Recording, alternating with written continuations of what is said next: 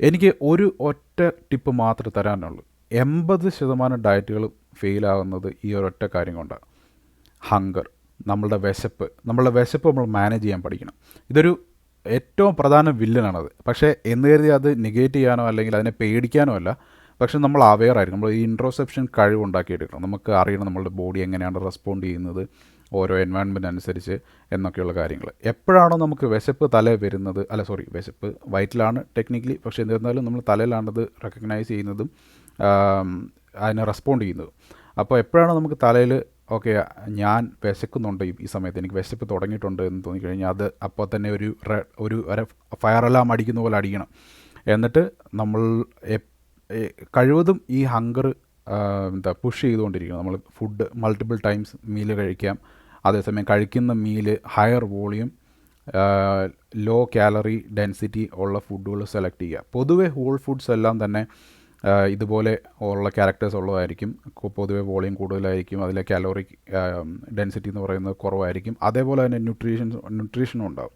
നിങ്ങളൊരു പേസ്റ്റ് കഴിക്കുവാണെങ്കിൽ അതിന് 400 കാലറീസ് ഉണ്ടാകും. ബിക്കോസ് അത് made with predominantly fat, carb. ഈ രണ്ട് കോമ്പിനേഷനാണ് മിക്കപ്പോഴും ഈ ജങ്ക് ഫുഡിലും വളരെ ടേസ്റ്റി ആയിട്ടുള്ള ഫുഡുകളിലും നമുക്ക് അനുഭവപ്പെടും. കാരണം അതിന് അതിൻ്റേതായിട്ടുള്ള പർപ്പസ് ഉണ്ട്. ലൈക്ക് എവല്യൂഷണറിലി അതിൻ്റെ ഇമ്പോർട്ടൻസ് ഉണ്ട്. അത് അവോയ്ഡ് ചെയ്യാനല്ല, എലിമിനേറ്റ് ചെയ്യാനല്ല ഞാൻ പറയുന്നത്. പക്ഷേ അത് വളരെ നിങ്ങളുടെ കാലറി ഡെയിലി റിക്വയർമെൻറ്റിൽ ഒരു ചെറിയ ശതമാനം മാത്രം, മേ ബി 10-15% മാത്രം അതിന് വേണ്ടിയിട്ട് മാറ്റി വയ്ക്കുക. സോ ദാറ്റ് നിങ്ങൾക്ക് അതുപോലുള്ള ഫുഡുകൾ കഴിക്കാനുള്ള ക്രേവിങ്സ് ഉണ്ടാകാതിരിക്കാൻ വേണ്ടിയിട്ട്. മുമ്പ് സൂചിപ്പിച്ച പോലെ തന്നെ ഈ ഹങ്കർ ബേസിക്കലി നമ്മളുടെ ഒരു പ്രിമിറ്റീവായിട്ടുള്ള ഒരു ഇമോഷനാണ്. അത് നമ്മളെ സർവൈവൽ മെക്കാനിസമാണ്. പക്ഷേ ആ സമയത്ത് നമ്മളുടെ ഈ റാഷണൽ ബ്രെയിൻ അതിൻ്റെ സ്വിച്ച് ഓഫ് ആക്കും, സിമ്പിൾ വേർഡ്സിൽ. അതുകൊണ്ട് കഴിവതും ഹങ്കർ നമ്മൾ സപ്രസ് ചെയ്യുക. ചില ആളുകൾ വാദിക്കാറുണ്ട് ഹങ്കർ ഒരു വളരെ നല്ല ഇമോഷനാണ്, അത് നമുക്ക് സർവൈവ് ചെയ്യാൻ വേണ്ടിയിട്ട് ആ സമയത്താണ് നമ്മൾ ബാഡ് പ്രോട്ടീൻസൊക്കെ റീസൈക്കിൾ ചെയ്യുന്നത്. ഇതൊക്കെ അതിൻ്റെ ബാക്ക്ഗ്രൗണ്ടിലെ കുറേ കാര്യങ്ങളാണ്. പക്ഷേ നമ്മൾ പ്രയോറിറ്റി വെച്ച് ടാസ്കുകൾ അസൈൻ ചെയ്യുകയാണെങ്കിൽ, നമ്മുടെ പ്രയോറിറ്റി എന്നുള്ളത് നമുക്ക് വേണ്ടിയിട്ടുള്ളൊരു ഹെൽത്തി വെയ്റ്റിലേക്ക് എത്തുക, നമ്മളുടെ എക്സസ് ഫാറ്റ് ബേൺ ചെയ്യുക, ഒരു ഹെൽത്തി ഹാബിറ്റ്സ് ഉണ്ടാക്കുക എന്നൊക്കെയുള്ള കാര്യങ്ങൾ. അപ്പോൾ അത് ഡയറ്റിൽ നിന്നും തുടങ്ങും. പണ്ടൊക്കെ യൂട്യൂബിലൊക്കെ കാണുമായിരുന്നു 80% ഡയറ്റും 20% നമ്മൾ വർക്കൗട്ടുമാണെന്ന് പറയും. അപ്പോൾ ആ 80% ഡയറ്റ് നിങ്ങൾക്ക് കീപ്പ് ചെയ്യണമെങ്കിൽ ഇതുപോലെയുള്ള ചില ഹാബിറ്റ്സ് നമ്മൾ അഡാപ്റ്റ് ചെയ്ത് അതിന് വേണ്ടിയിട്ട് വർക്ക് ചെയ്യണം. അല്ല എങ്കിൽ ഇത് ഫെയിൽ ആവാനുള്ള സാധ്യത വളരെ കൂടുതലാണ്. എൻ്റെ എക്സ്പീരിയൻസ്, ഞാൻ കഴിഞ്ഞ കുറേ കാലമായിട്ട് ഞാൻ മൾട്ടിപ്പിൾ ഡയറ്റ്സ് ഞാൻ ട്രൈ ചെയ്തിട്ടുണ്ട്, മൾട്ടിപ്പിൾ മെത്തേഡ്സ് ഞാൻ നോക്കിയിട്ടുണ്ട്.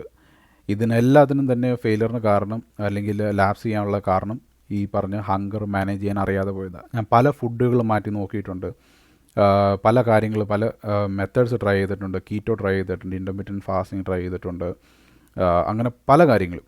ലോ കാർബ് പോയിട്ടുണ്ട്, പ്രോട്ടീൻ റിച്ച് ഡയറ്റിൽ പോയിട്ടുണ്ട്. പക്ഷേ എന്നിരുന്നാൽ തന്നെ ഇതൊന്നും സസ്റ്റൈനബിളായിട്ട് എനിക്ക് കീപ്പ് ചെയ്യാൻ പറ്റാത്തതിൻ്റെ പ്രധാന കാരണം ഈ പറഞ്ഞ രീതിയിൽ ഹങ്കർ മാനേജ്മെൻറ്റ് ഒരു പ്രയോറിറ്റി ആയിട്ട് കൺസിഡർ ചെയ്യാത്തതുകൊണ്ട്. അപ്പോൾ അതാണ് എനിക്ക് ഈ ഒരു സെഷനിൽ പറയാനുള്ളത്. ഡയറ്റൊക്കെ പക്കായിട്ട് കീപ്പ് ചെയ്യുക. It is doable. നമുക്കത് സ്ട്രഗിൾ ചെയ്യേണ്ട ആവശ്യമില്ല, സ്റ്റാർവ് ചെയ്യേണ്ട ആവശ്യമില്ല. പ്ലാൻഡ് ആയിട്ടുള്ളൊരു അപ്രോച്ച്.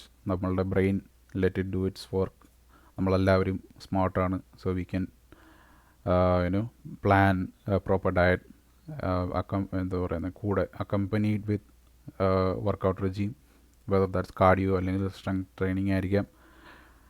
അപ്പോൾ ഇനി എനിക്ക് ഡയറ്റിൻ്റെ പരിപാടികളൊക്കെ സെറ്റാക്കിയിട്ട് വർക്കൗട്ടിന് വേണ്ടിയിട്ട് പോകണം. പുഷ് ഡേ ആണ്. അപ്പോൾ അതോടെ ഈ വീഡിയോ തീർന്നു. താങ്ക്സ്.